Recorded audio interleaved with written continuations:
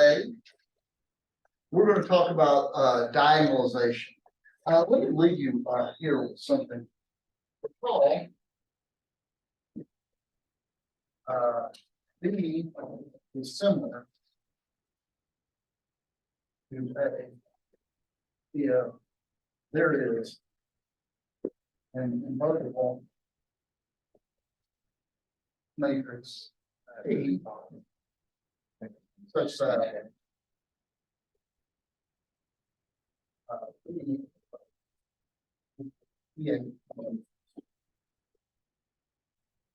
or I may have first written P inverse AP, but actually it doesn't matter because you can take P inverse and reverse the notation there. The last thing I said is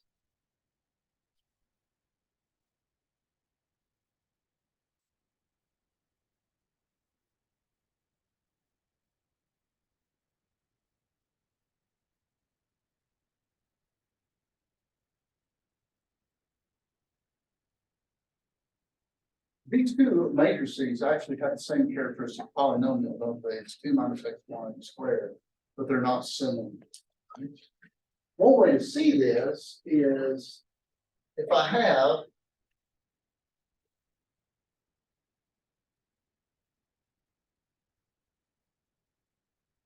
by the way, what can you say about this? This is a very special matrix, this one right here. It actually commutes with this, so I don't care what P is, as long as it's vertical. This is 2, 0. Right? Because you can pull this 2 out and multiply it by the P, and now you've got the identity. So you have 2P inverse, which is basically 2 squared to 2. So no matter what P I pick right here, I'm never going to get a 1 in the upper right corner, am I? All right. So these two matrices are not similar. Let me show you this another way. This is more kind of hands-on, but it's useful because we're going to do this. If so, method, then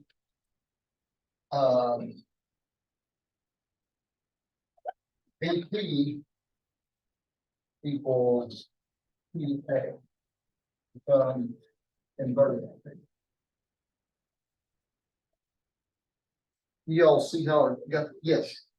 You're multiplying out three matrices. This are what we're using. Absolutely. So do you start from the left to the right, or do you? Oh, you can multiply. So you can multiply these two and then take that and multiply by this, or you can do these two first, multiply by that. That's okay, right? But turning them around in general, you can't. You can't swap. Okay, so let's.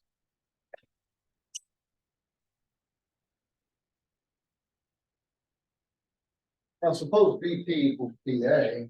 So B was what? 2, 1, 0, 2. B, C, D. And suppose this is A, B, C, D. 2, 0, 0, 2. All right. Let me show you this can't happen. Let's just do what's in the upper left corner here. So if you look, comparing the 1, 1, so when you multiply these two together, you should get a 2 by 2 matrix, right? So what's going to go in the upper left corner of this new matrix is going to be 2A plus C.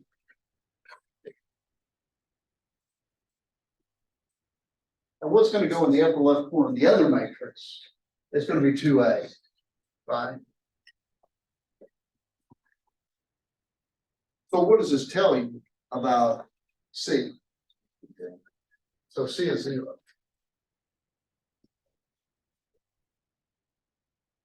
Now let's compare what's in the upper right corner, and I get 2B plus D.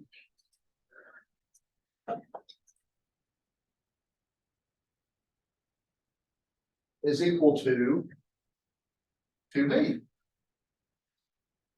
And what does that tell you about D? 0. D is 0. And what do these two things tell you about the matrix P? It's got a row of zeros, right? So what we discovered is this has a row of zero, so it can't be invertible.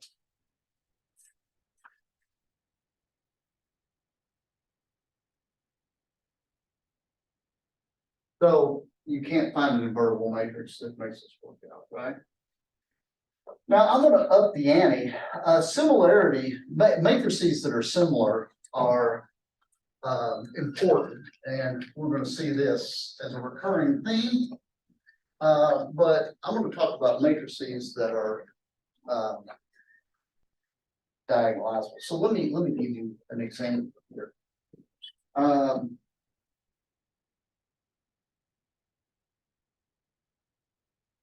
Right.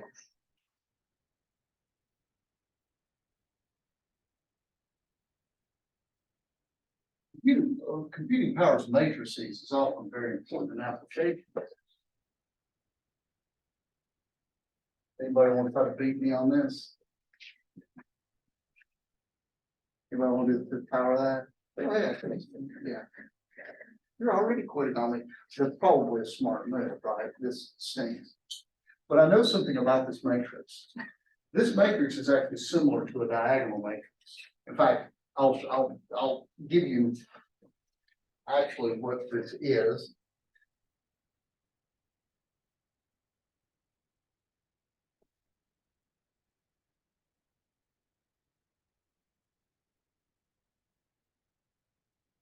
Uh, 32. No, I'm sorry. 2, 0.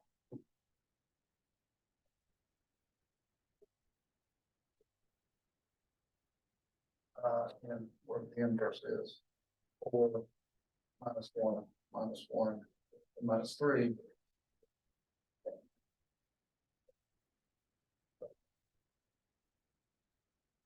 Now, you may say, well, Jim, where did I get this? I am a magic man, but I'm going to teach you how to do this in a moment. But it turns out this is a matrix. This matrix is diagonal, right? Very nice. And this matrix is the inverse. And that's easy to check that when you multiply these two matrices, you get the identity. So if I take this to the 5th power,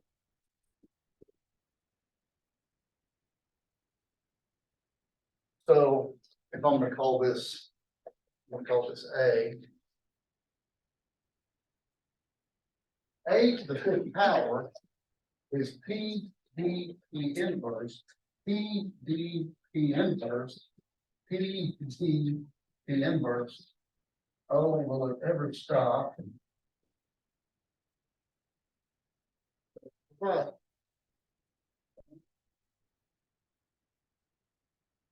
and I've made it worse, or have I? What happens to all those P inverse P's in the middle? So they're deader than fried chicken, right? I mean, bang, bang, bang, bang, right?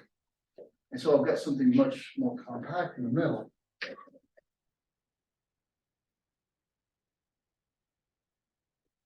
Taking the 5th power of this, obnoxious. Taking the 5th power of this, easy peasy lemon squeezy, right? Everybody agrees? Because this should be P. The 5th power of that matrix in the middle should just be 2 to the 5th and then 3 to the 5th, right?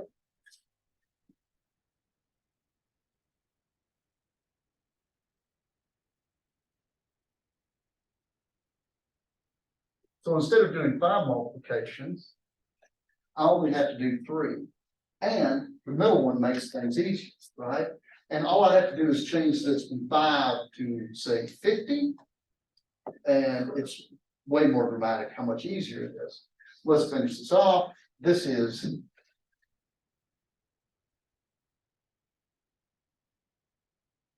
1134 times this thing, 32, 0, 0, 243.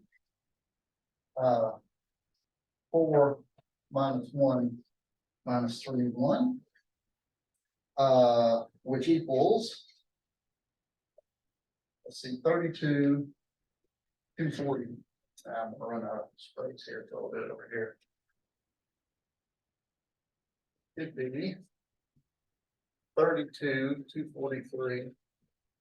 I'll get the 1, 96 and 972. Balance. 4 minus 1 minus 3, 1. And this last one turns out to be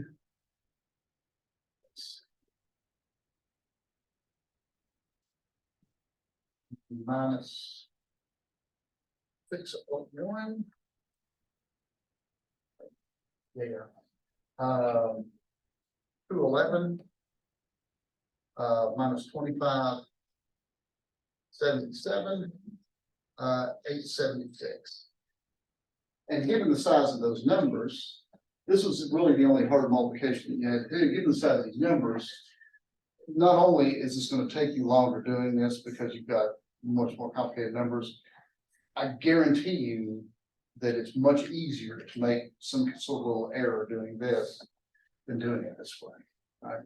And again, all I have to do is change this to a slightly bigger power and it becomes more dramatic. I mean, even something modest like the 10th power, nobody wants to multiply 10 of these things out, but you're reduced to 3 multiplications here, only one of which has any difficulty to it. So this example shows that sometimes you can do something complicated by taking advantage of the fact that it's similar to something that's easier. And this is going to be a theme of some of the stuff that we do in here is looking at matrices from different points of view. As I mentioned last time, similar matrices, if 2 matrices are similar, then what they're doing is basically representing the same linear transformation with respect to different coordinates, right? And so that's why they're intimately related. But let me give you a special kind of similarity. Definition.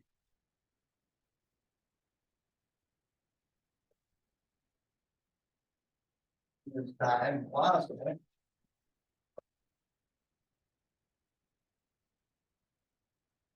So we say some matrix is diagonalizable if it is similar to a diagonal matrix.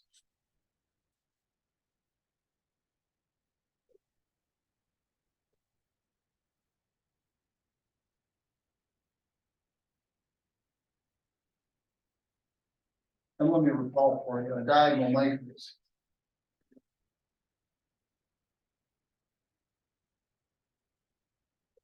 Diagonal matrix is one that has zeros everywhere except on the diagonal. It might have some zeros on the diagonal too, no problem there, but everything off the diagonal is zero. Okay. And let me be more specific. There is a diagonal matrix D and an invertible matrix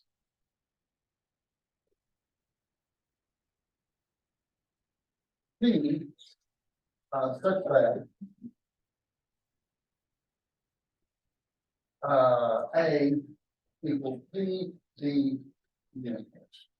This is just like the example that we had at the beginning, where I had a diagonal matrix and I conjugated it. Remember, when I put a matrix and its inverse surrounding this, it's called a conjugate. So I conjugated the diagonal matrix to make the one from my first example. Okay. So you all saw me build that example, the first one, and the question is where did it come from? How did I know that? Right. So if I walk up to you on the street and I pull a matrix out of my trench coat and say, is it diagonalizable? How are you going to be able to tell? Well, I've got a good theorem for you. There's one way that's super easy to tell, and then there's kind of the way that always works. And this is the way that always works.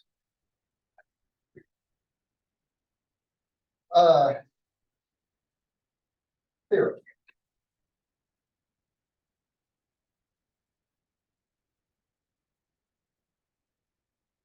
So suppose I have a matrix in Rn by n, so it's an n by n matrix. This is diagonalizable if and only if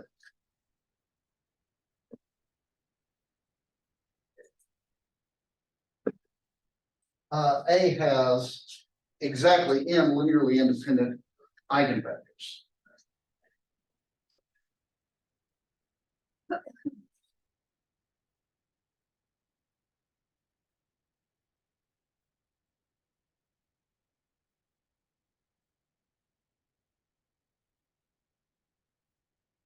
So if you take your matrix, if you take your square matrix, and you find that it has exactly n linearly independent eigenvectors, then you win a diagonal. And if not, it's not diagonal. Let me be more specific on this.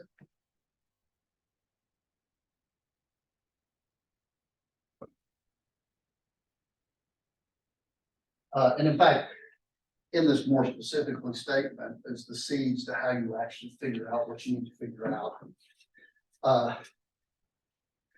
A is equal to P D P inverse. I'm going to tell you exactly how to build P. If and only if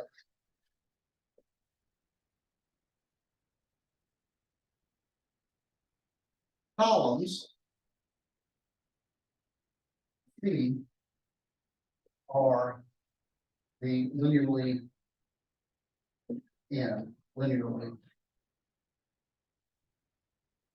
independent eigenvectors.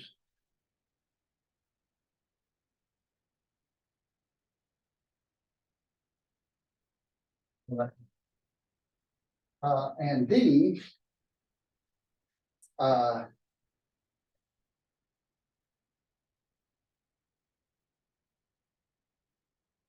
the diagonal entries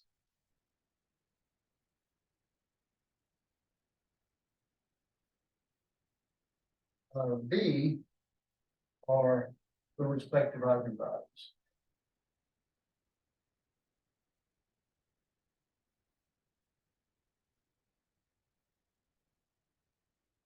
So this actually tells you how to build it. And so let's look at some examples here. First of all,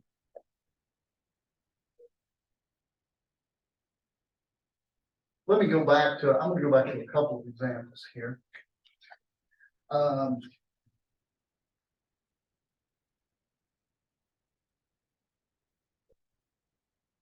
This is the first example I did today. And the point of my example was that I pointed out that this matrix was not similar to 2002, right? And in fact, this matrix is not diagonalizable at all. In fact, if it had been, it would have had to have been similar to that. But let's actually see this by looking at the eigenvalues and eigenvectors. The characteristic polynomial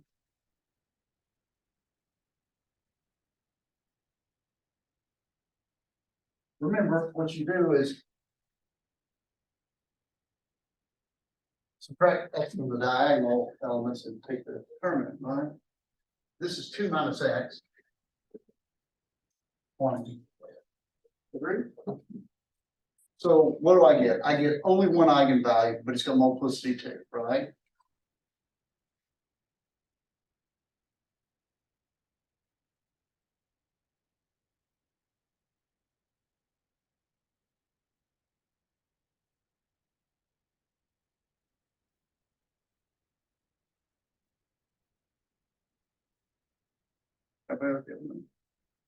Let's figure out the eigenvectors, shall we? So let's look at the null space of, okay, subtract the eigenvalue off of this, and I get 0, 1, 0, 0. Everybody okay with it? So notice that you've got a column of zeros here. Notice x1 is actually, yeah, x1 is free and x2 is basic, right? I've got one equation here. That's x2 is 0. X1 can be anything you want. Yes. You explain how you got that null. Well, so the way you figure out so if I give you an eigenvalue, in this case 2, the way you figure out its eigenvectors is you subtract this off the diagonal, right? You put it in there for x, and now you've got this matrix. You got to figure out the null space. It turns it into a null space. Okay, right? Okay, everybody with me so far? And x1 is 3. So here's what my any eigenvector looks like this. So. What's the dimension of my eigenspace? One, because I only got one free variable. Everybody cool with that?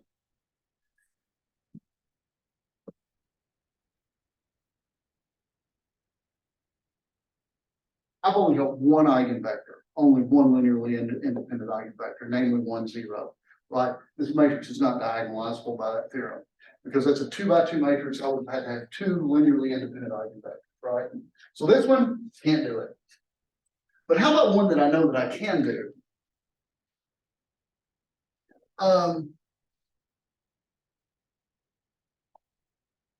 You should see some familiar stuff coming up with this. This is the first sort of challenge problem that I gave you today. I gave you this matrix here. Let's put A, B, what was, yeah. I gave you this matrix here and I said, hey, what's the fifth power of this? And I said, oh, look at me, it's diagonalizable, blah, blah, blah, right? Well, how did I get those matrices, right? Well, let's again start off doing what we do best. Let's find the eigen values first.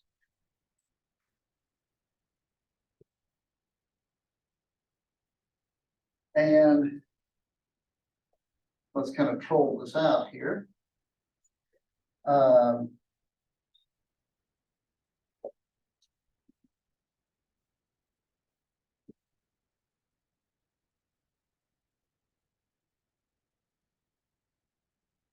Let's see, what am I going to get here? I'm going to get x squared minus 6x plus x minus 6 plus 12. So I get x squared minus 5x plus 6. That's my characteristic polynomial, right? The eigen values, if any, should be the roots. Agreed? And look at me, I'm so very lucky because I get x minus 3, x minus 2. So I get two eigenvalues. And now I know for a fact I'm going to get two linearly independent eigenvectors. How do I know this? They're different. 2 should have an eigenvector and 3 should have an eigenvector. And what happens when you have eigenvectors for two different numbers? They're automatically linearly independent. This matrix has got to be diagonalizable because I got two different eigenvalues for a 2 by 2 matrix. So I should have two linearly independent eigenvectors. All right. Let's see what they are. Okay, so let's do the null space of. Okay, step 1, I subtract my eigenvalue of 2 off the diagonal, minus 3, 1, minus 12, 3. And that's not right. And actually, if I've done my eigenvalues right, what must be true of this matrix? It should have a non-trivial solution in the null space, or the null space must be non-trivial. So this is 2 by 2, so the rows should be a multiple of one another. This is why I looked at it really quick and I knew what I'd done wrong. This actually should be minus 1 minus, this is the one that's wrong. That's correct. This should actually be 6 minus 2 is 4. And the original one, I noticed that the rows weren't multiples of each other. So I caught that mistake. So this is what I get, right? Everybody agree with that? Minus 1 minus 2, 6 minus 2. And so let's figure out the null space of this. Notice that this second row is a multiple of the first row. Agree? And so this is actually, I'll change the sign of this, take out the bottom row. So one linearly independent eigenvector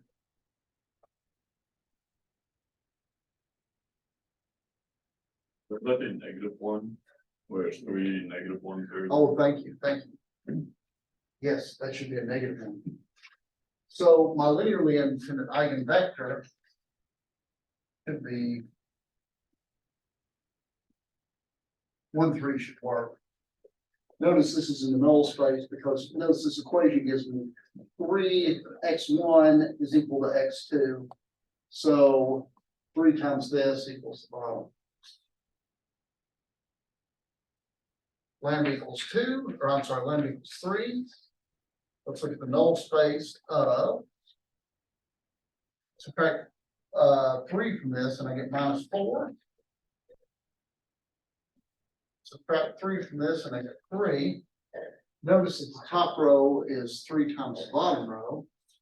And this is similar to 4 minus 1, 0, 0. And I get one linearly independent eigenvector. You work out the equation, you get 1, 4. Everybody with me so far? Now, according to all the words in that theorem, it says, let's see, my A in this case is -1, -12, 1, and 6.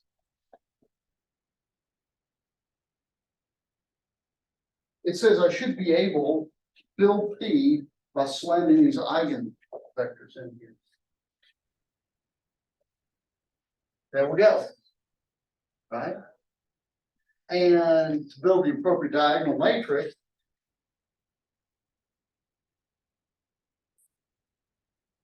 the entry here should correspond to this eigenvector, which was 2. And this should correspond to the other one.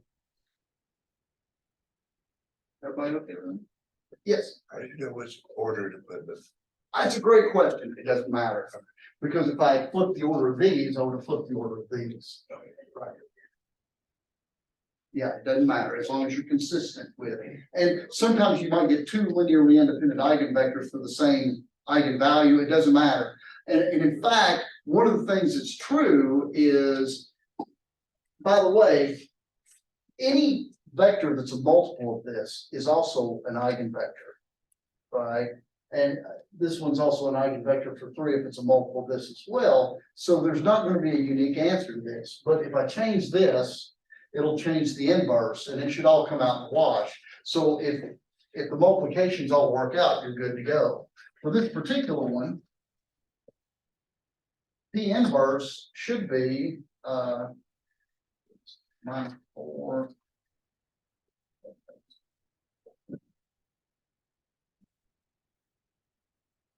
That's number 1. Let me sure I get this right.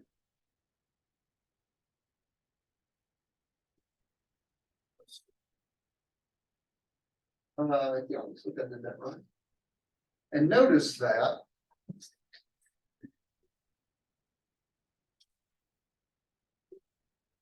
if you do P inverse, this is equal to 1, 1, 3, 4, 2, 0, 0, 3, and then 4 minus 1 minus 3, 1. If you work this out, multiplying the first 2, I get 2, 3, 6, 12.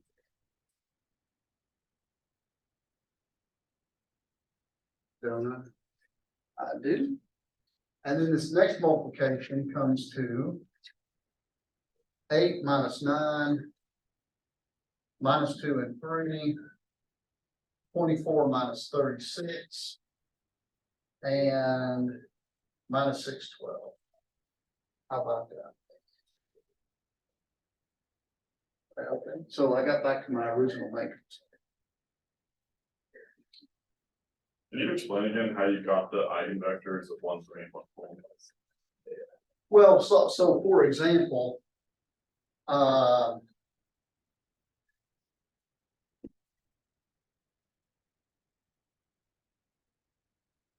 way I did this in my head is I've just got to balance this to 0.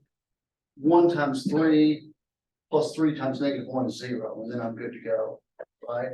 But if you want to take the equations apart, notice that this has, x1 is basic, x2 is free, and this equation is 3x1 minus x2 is equal to 0, right? This means that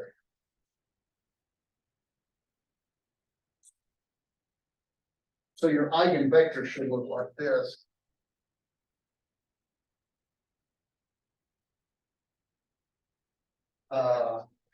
And so this is x1, 3x1, or x1. Does that make sense? Okay. As you can see, this is a terribly important theorem, and I like this theorem because it basically tells you how to answer the question. This is how you build it. If you have n linearly independent eigenvectors for, yeah, because I mean, this tells you everything you need to know, doesn't it? Because it says if you have, the only way you can ever diagonalize a matrix is if that matrix has n linearly independent eigenvectors. Find them, and there should be one for each column and P. Fill those in, and for each column you filled in, make the diagonal entry be the appropriate eigenvalue, and that solves your problem, right? So this is important, and we'll see how this works. Yes. Would it be wrong to say that, instead of having it in terms of x1 to do it in x2, have like 1/3? Oh, yeah, sure. So if you did in terms of this, then what you would get is. So now I've got x2 and 1/3 x2. That's what you're saying? So you get 1/3 1, right? That works as well. And that's why I say you can get different answers in these, but it should all come out in the wash and work anyway. I hate 1/3 because I'm a simple-minded creature. So I multiply that by 3 and it's still a 90 vector. Right? So yeah, don't multiply it by 0, but anything else goes. Yeah. Would it be wrong to write your eigenvectors in terms of x1 or any variable x? Any one of them will work, that's right. Now, formally speaking, when you look at this, it says, oh, x2 is the free variable. Well, once you get down to this equation, it doesn't matter, right? You could treat either one of them like they're free, so. Okay, other questions? Okay, so let's see why this is true. This is important. In showing why this is true, so this is kind of constructive proof, if you will. I'm gonna just do a couple of computations. This is sort of preliminary work so that we know what we can do later. Let me point out, suppose that P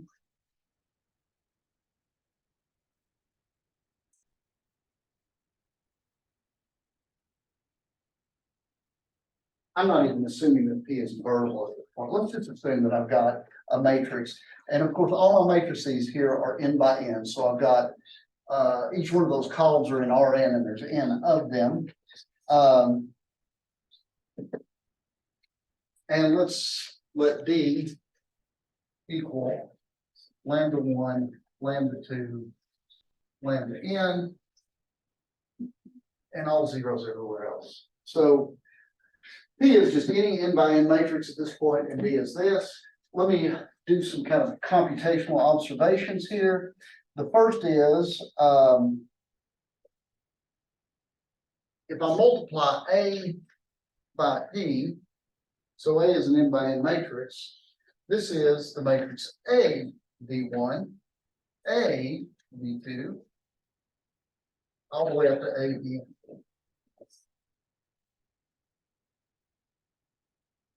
Right? This is the way we kind of multiply it through. So the new first column of this matrix is A times the first column here. Second column is A times the second column. Right? And what happens if I do PD? Right? So I have V1, V2, Vn times this matrix.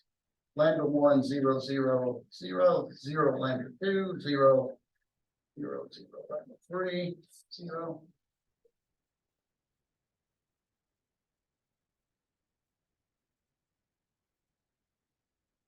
This becomes, notice I multiply in this order.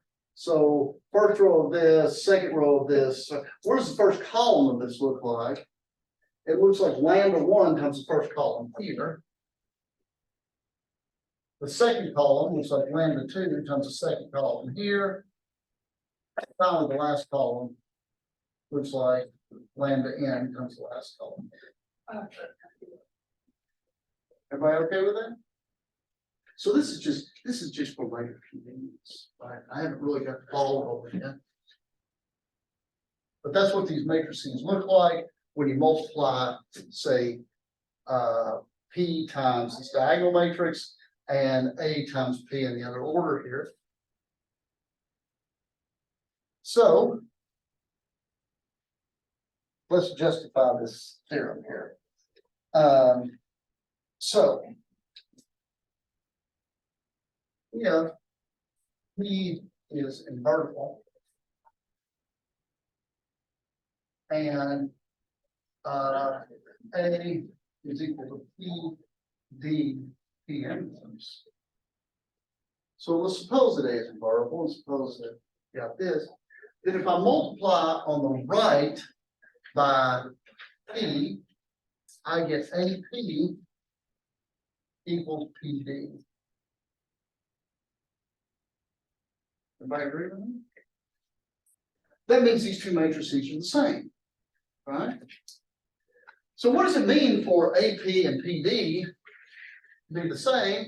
Well, among many other things, it means that their columns are the same, right? Everybody agree with me? And so, in particular,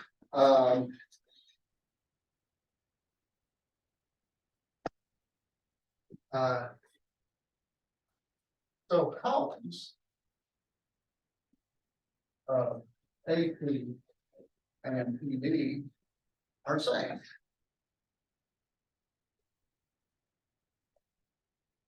So look at the first column, it's AB1 is lambda 1 C1. Second column, AB2 equals lambda 2 V2. And all the way up to ABN equals lambda n Bn. Right?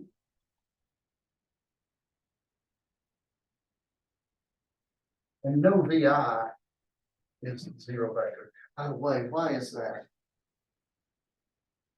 So what I'm saying is none of these vectors can be zero vector. Can anybody tell me one? But it wouldn't be inverted. That's exactly right. Remember, our assumption here is that P is invertible. And so that means that none of those vectors are zero.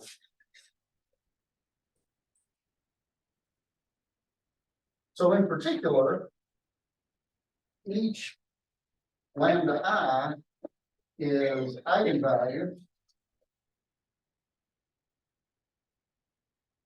for eigenvector VI. And the eigenvectors are linearly independent.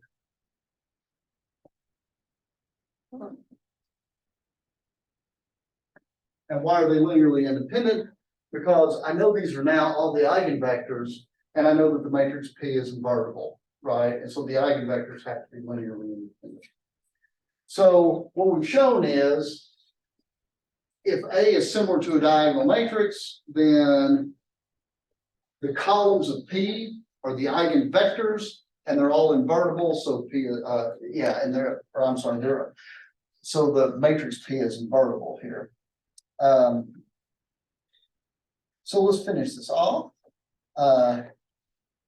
Now suppose that you have n linearly independent eigenvectors.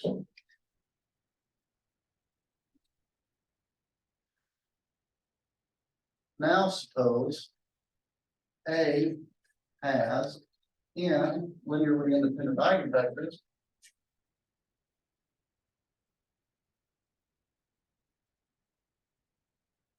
V1 up to Vn corresponding to eigenvalues lambda one up to lambda n.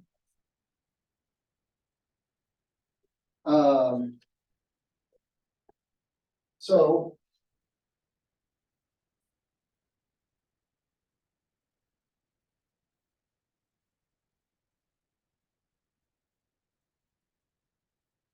Just take these in linearly independent eigenvectors that you're given and make the matrix P. P is invertible. Because these are linearly independent, so it's got linearly independent columns, so it's invertible.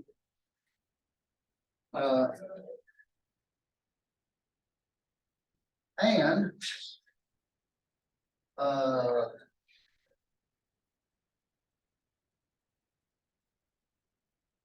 in AP equals PD, just by looking at this computation I did. AP has to equal PD because each one of these AVI is equal to lambda IVI, so AP and PD are same, and since P is invertible, we have A is P, D, and there you go. Okay. Any questions on that? Let me give you kind of a corollary here.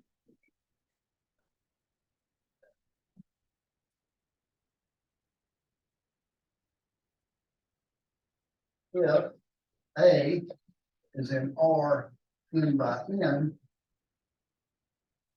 and A has n distinct eigenvalues in R, should emphasize that, n distinct eigenvalues in R, then A is diagonalizable.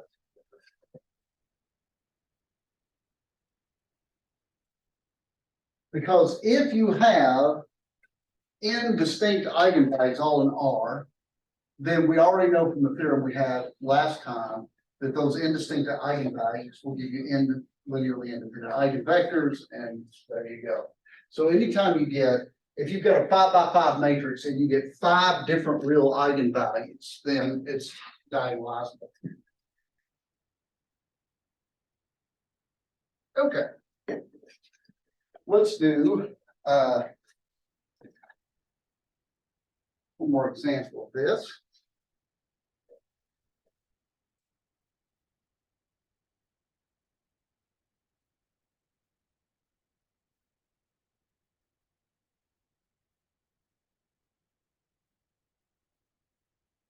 So my question would be for this one to diagonalize if possible. Is this diagonal? Let's see what happens here.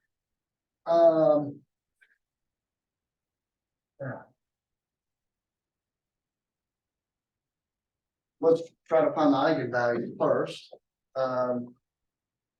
Let's look at the determinant, or let's say characteristic polynomial.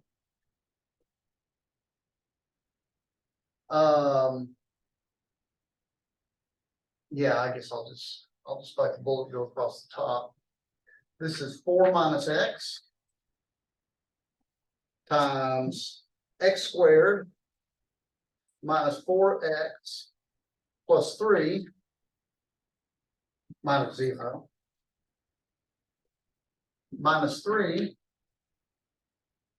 That's going to be 0, and that's going to be 0. Convenient.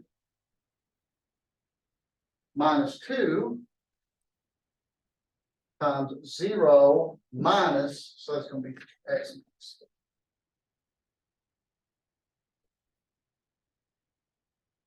Yeah, that's right. Okay, so that bit's gone.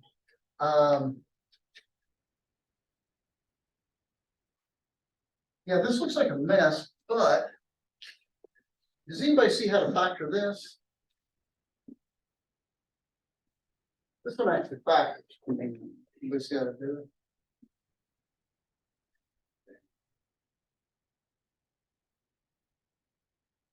This piece right here is x minus 3 times x minus 1, right?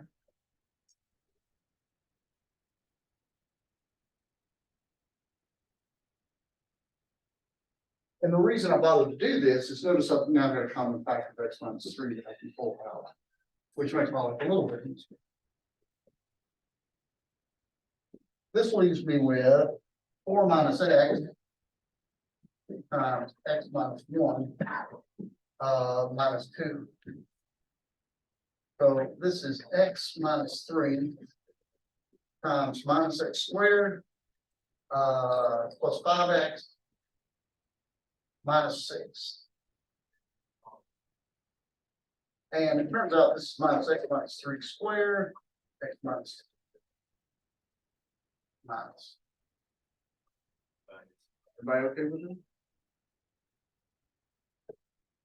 Now, how many eigenvalues do I get? Well, sort of, right? I get multiplicity 1, lambda equals 3, multiplicity 2. Right. So I got 3 as a repeated root. I do not have 3 different ones, correct? And so maybe this is diagonalizable, maybe not. Where it could go wrong is with 3, so I might as well check this first. If I get 2 linearly independent eigenvectors with this, then I win. So let's check lambda equals 3. Subtract 3 from your diagonal. So I'm going to get 1, 3 minus 2. And I get 0, 0, 0. That's all I'm doing it. And I get 1, 3 minus 2. How about that? I am going to get it because notice top and bottom are the same, and I've got a row of zeros. So this is essentially 1, 3 minus 2. And if I did my null space here, I have x1 plus 3x2 minus 2x3 is equal to 0. That's my only equation. X2 and x3 are free, right? So a typical eigenvector will look like this.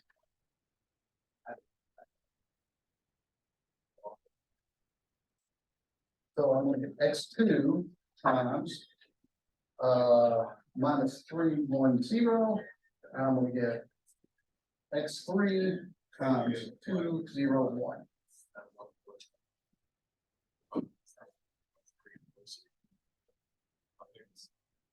So actually, I do get 2 eigenvectors there. Right. So I'm going to let you finish this off, but what I got was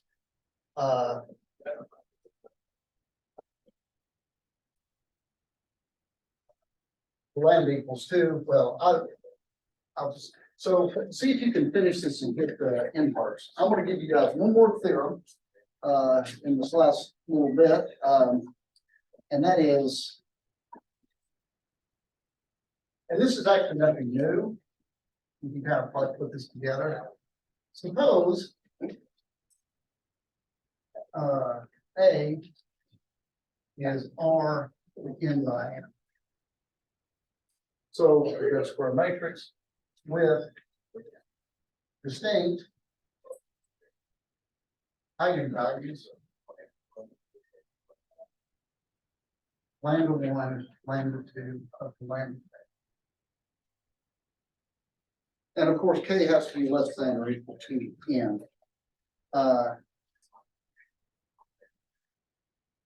So let me point out a couple of things. For each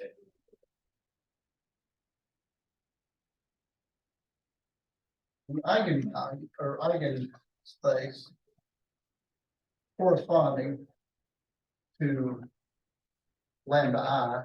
So if you take your eigenvalue lambda I and find its eigenspace, then has dimension no more than the multiplicity of lambda I. Okay. So in other words, if you have an eigenvalue of multiplicity 7, and you try to figure out its null space, its eigenspace, then the eigenspace has dimension 7 or less. So if you've got multiplicity 2, it's gotta be 2 or less. If you've got multiplicity 10, it's 10 or less. And so if you have multiplicity 1, it has to be exactly 1, right?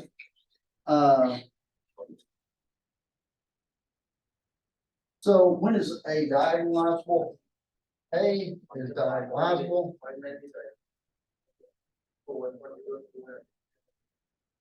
If and only if the dimensions of all the eigenspaces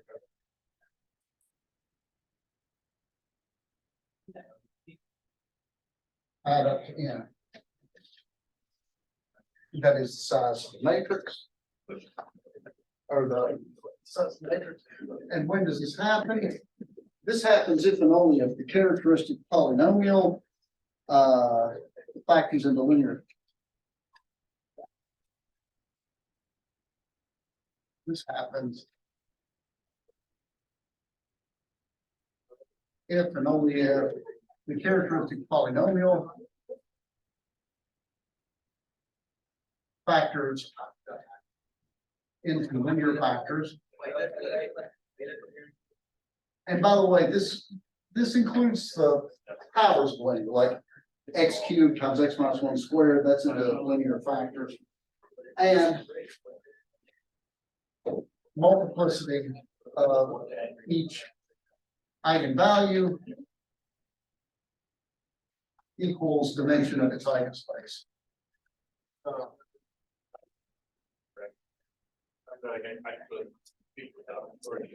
And right, and that's good. Okay. Any questions? Yes, sir. So the guy here for the last problem, that the like for eigenvalue 3 is gonna be. 1. Well, let's see, for eigenvalue 3 there, we got an eigenspace of dimension 2. Yeah, so I'm the opposite. Does that mean the eigenvalue 2 has to have dimension 1? Yeah, that's right, yeah. So the eigenvalue 2 will have exactly 1, and actually this matrix will be diagonalizable. So finish that example. Okay, other questions?